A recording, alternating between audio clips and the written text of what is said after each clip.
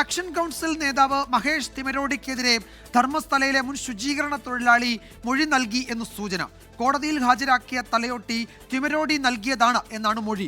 Mahesh തിമരോടിയുടെ rubber തോട്ടത്തിലെ മണ്ണ് പ്രത്യേക അന്വേഷണ സംഘം പരിശോധിക്കും. മകളെ കാണാതായി എന്ന് പരാതി നൽകിയ സുജാത ഭട്ടിനെ SIT ചോദ്യം ചെയ്യുകയാണ്. മുഹമ്മദ് റഹീസ് വിവരങ്ങളുമായി ചേരുന്നു. റഹീസ്, എന്താണ് ഏറ്റവും പുതിയ വിവരങ്ങൾ? ഈ അന്വേഷണം, SITയുടെ അന്വേഷണം അത് ഏത് ഘട്ടത്തിലെത്തിയിട്ടുണ്ട്? അതിൽ തുടർ നടപടികൾ ഉണ്ടാകുമോ?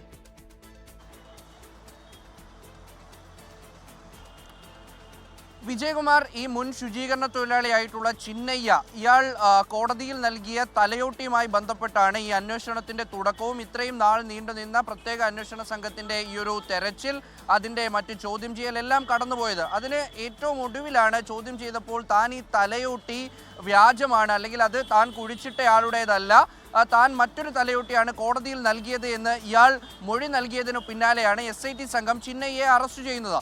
അതിന് പിന്നാലെ SIT സംഘത്തിന്റെ ഏറ്റവും പ്രധാന ലക്ഷ്യം എവിടെ നിന്ന് ഈ തലയോട്ടി ഇയാൾക്ക് ലഭിച്ചു എന്നുള്ളതാണ്. അപ്പോൾ അത് കേന്ദ്രീകരിച്ചുള്ള അന്വേഷണത്തിലാണ് ഇപ്പോൾ ഒരു നിർണായക വഴിത്തിരിവിലേക്ക് എത്തിയിരിക്കുന്നതായി റിപ്പോർട്ടുകൾ വരുന്നത്. അതായത് ആക്ഷൻ കൗൺസിൽ, ധർമ്മസ്ഥലയിലെ ആക്ഷൻ കൗൺസിലിലെ ഏറ്റവും പ്രധാനപ്പെട്ട ആളായിട്ടുള്ള മഹേഷ് ഷെട്ടി തിമരോടിയുടെ കയ്യിൽ നിന്നാണ് തനിക്ക് അസ്ഥികൂടം ലഭിച്ചത് എന്ന ഈ സാക്ഷി മൊഴി നൽകിയിട്ടുള്ളതായിട്ടാണ് നിലവിൽ SIT സംഘത്തിൽ നിന്ന് ലഭിക്കുന്ന വിവരം.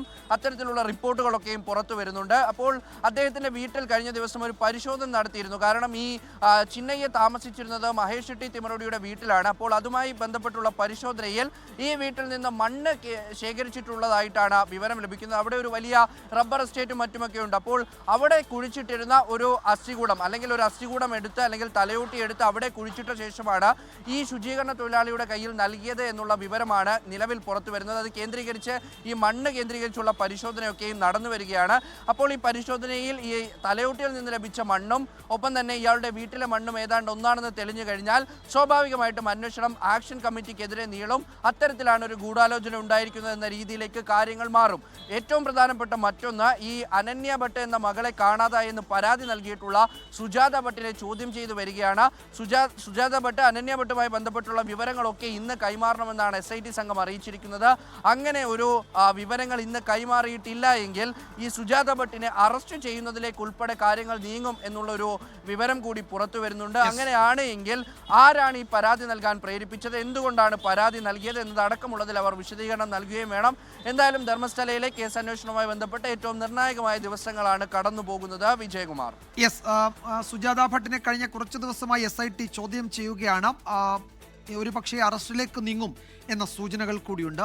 മുഹമ്മദ് റഹീസ് ആണ് വിവരങ്ങൾ നൽകിയത്. ലോകത്തെവിടെയായാലും ഏത് സമയത്തും 24 വാർത്തകളും ഓഗ്മെന്റഡ് റിയാലിറ്റി പാക്കേജുകളും എക്സ്പ്ലെയിനറുകളും വിശദമായി കാണാൻ ഞങ്ങളുടെ YouTube ചാനൽ നിങ്ങൾക്ക് സബ്സ്ക്രൈബ് ചെയ്യാം.